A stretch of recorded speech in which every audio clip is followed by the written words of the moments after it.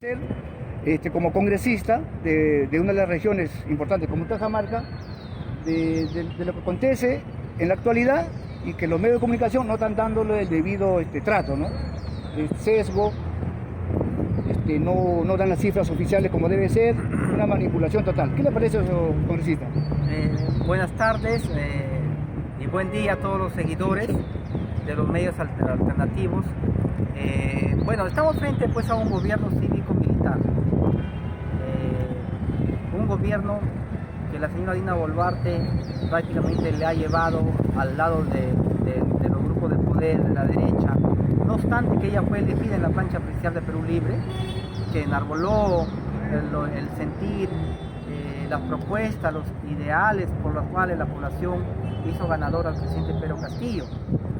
Entonces, dicho eso, es de esperarse que la represión que siempre ha existido por parte de los grupos de poder ahora ha resurgido a raíz justamente de que ha llegado la señora Dina al poder. Hay que tener en cuenta, y quiero dejar en claro, que debemos desenmascarar en todo este proceso a personas nefastas que han rodeado al presidente Pedro Castillo y que lo han llevado a este momento a perder su gobierno.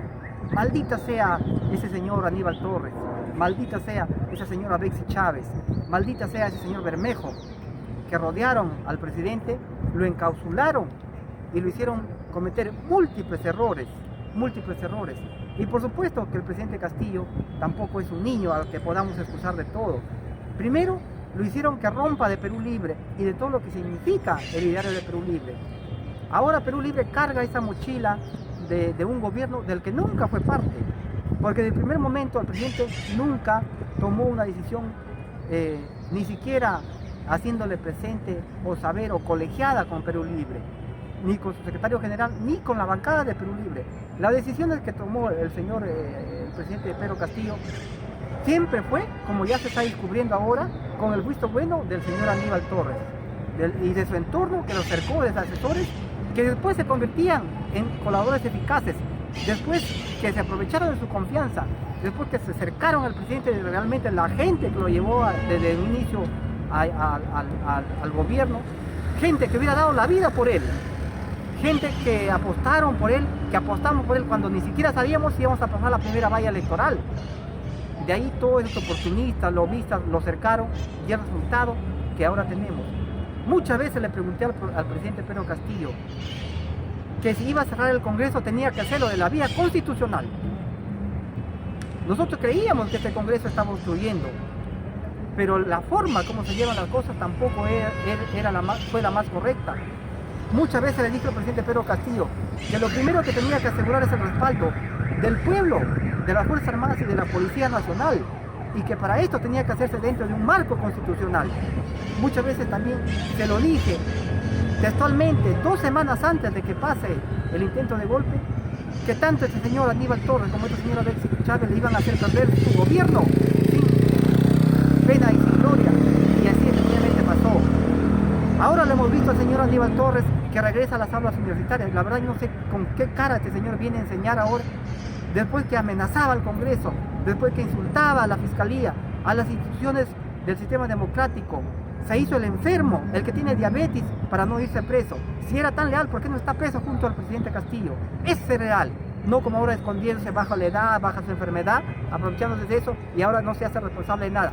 Los testigos señalan, los exministros señalan que el día del discurso nefasto del presidente Castillo, el señor Aníbal Torres estaba a un costado y la señora Betsy Chávez al otro costado, y ahora lo niegan todo. ¿Por qué lo niegan?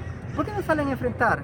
¿Por qué solamente han esperado estar en el poder, marearse, embragarse de ese poder, cuando debían ellos consensuar? Yo siempre se lo dije al presidente Castillo: dialoguen, consense. Estas personas están llevándolo por un camino errado de ir a la confrontación. También en Canal N, en todos los medios de comunicación, cuando aún era premier el señor Aníbal Torres, yo lo desenmascaré y le dije que el daño que le hacía al gobierno. Me mandó a amenazar con personas allegadas a su círculo familiar, pero yo seguía porque ya estaba convencido de este papel nefasto que justamente nos ha dejado a todo el país. Congresista Gonza, si usted revisa las redes sociales, en particular de nuestras redes sociales, el Ágora Popular, nosotros el año pasado, en agosto, septiembre, le advertimos al profesor Pedro Castillo con nombre y apellido sobre Betsy Chávez, Aníbal Torres y la actual usurpadora, Dina Boluarte. Y le habíamos dado una secuencia de tiempo y de hechos que lo que se venía era eso, ¿no? Pero el profesor Pedro Castillo, como usted dice, se alejó de las organizaciones populares, se alejó de los medios alternativos, ¿no? Porque ese era su poder que él tenía, pero no lo supo usar. Congresista, ¿ustedes sabían del golpe, del autogolpe, o lo sorprendió así de forma total? Vamos por partes. El presidente nunca escuchó a sus verdaderos líderes, a los sectores populares, a quienes estuvimos con él desde el momento y apostamos por él cuando ni siquiera sabíamos que iba a pasar la primera valla electoral. Gente que inclusive hubiera dado la vida por él, pero se dejó llevar por estos oportunistas que les interesó el fajín, el poder, y no les interesó realmente que el presidente cumpla sus promesas. El señor Aníbal Torres, el primero que le dijo que se olvide de la nueva constitución, sí, fue. Conjuntamente con la señora Betsy Chávez, que se olvide de las promesas que le hizo al pueblo. Lo único que les interesaba era su ego personal. No les interesó ver que la patria ahora se desangra. Ahora hemos visto que no siquiera son cobardes porque no enfrentan siquiera las consecuencias. ¿La señora Betsy Chávez viene al Congreso presencialmente? No viene al todo Congreso. Virtual. ¿Con qué cara va a venir al Congreso? ¿Con qué cara va a venir acá a darle la cara al Congreso que la censuramos y la regresa el señor Aníbal Torres nuevamente al gabinete? Y encima la deja como premier, su versión femenina. Nosotros creemos y estamos desenmascarando a estos personajes que tanto daño le hicieron al presidente y que lo llevaron justamente ahora a donde está el señor Castillo. Lo que me decías...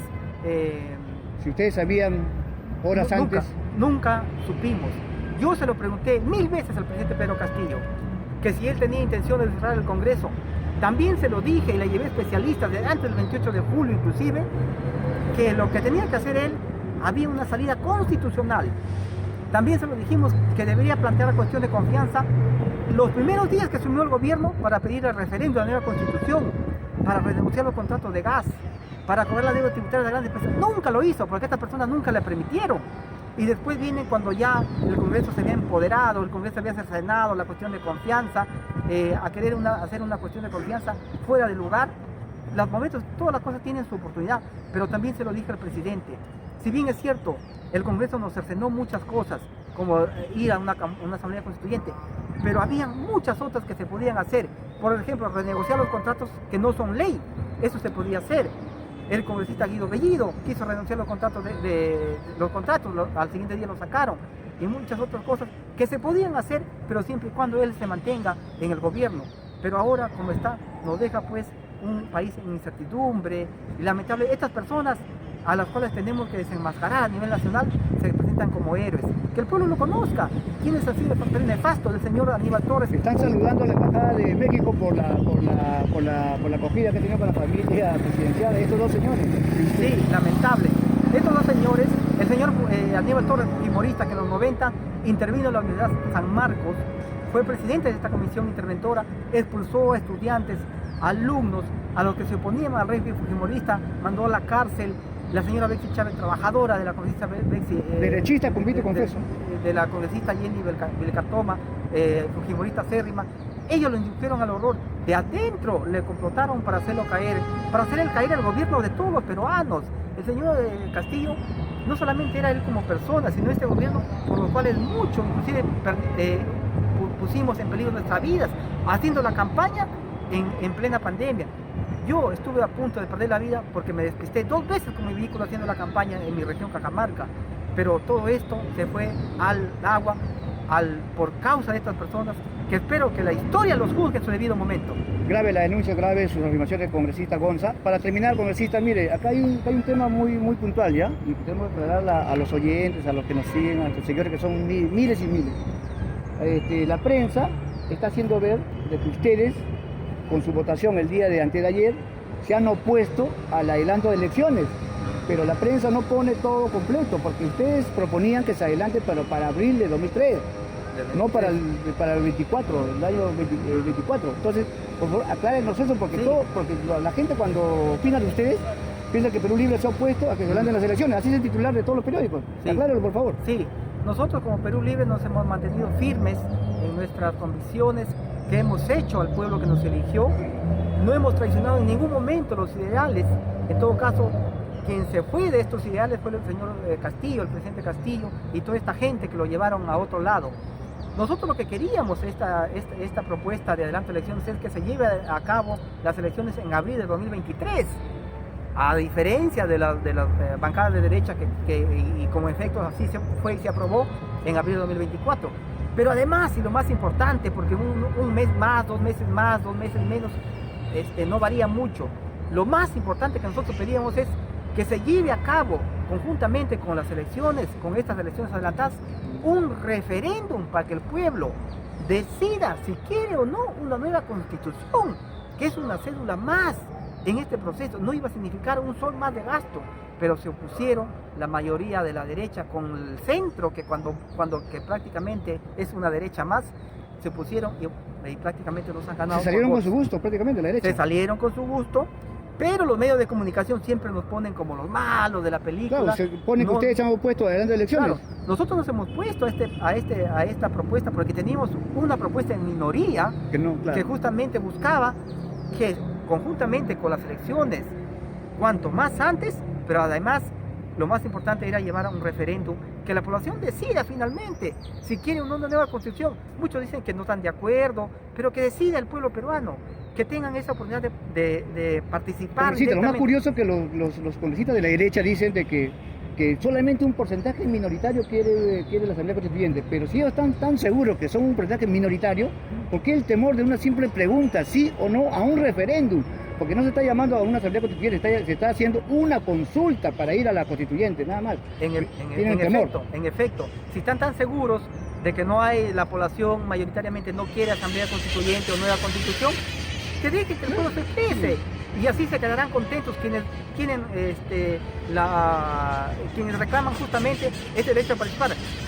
Si un solo peruano quisiera nueva constitución, a ese solo peruano hay que darle su derecho a elegir y a decidir en un referéndum. Congresista, muchas gracias por su palabra, por su tiempo que nos ha tenido, y le pedimos un último aporte. Queremos hacer a usted hacia su persona y hacia la bancada de Perú Libre. Por favor, acérquense más a las redes sociales, lo están reclamando, ¿ya? Sí. Las redes sociales ahorita estamos dando batalla y me parece que estamos ganando, ¿eh?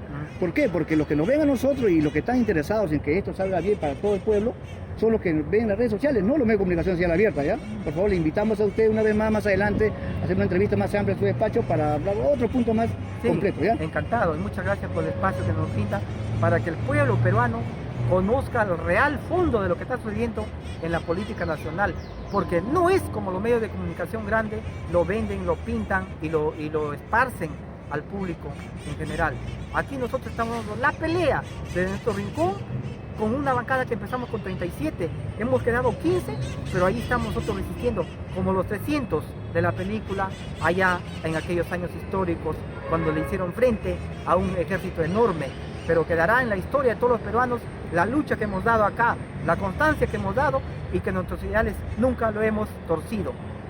Congresista, le deseamos una feliz Navidad y fiesta de Año Nuevo, y le invitamos a la chocolatada del Obra Popular el día sábado, ¿no? A las 4 de la tarde. Perfecto. Gracias por la invitación. Estamos haciendo una actividad. También aquí a interno ya para dar mi colaboración, y al pueblo peruano que pasen unas bonitas fiestas navideñas y un próspero año nuevo, y con fe que este año Dios iluminará los corazones y la decisión que tomemos acá en el Congreso será para beneficio de todos los peruanos. Bendiciones a todos. Muchas gracias, Muy gracias.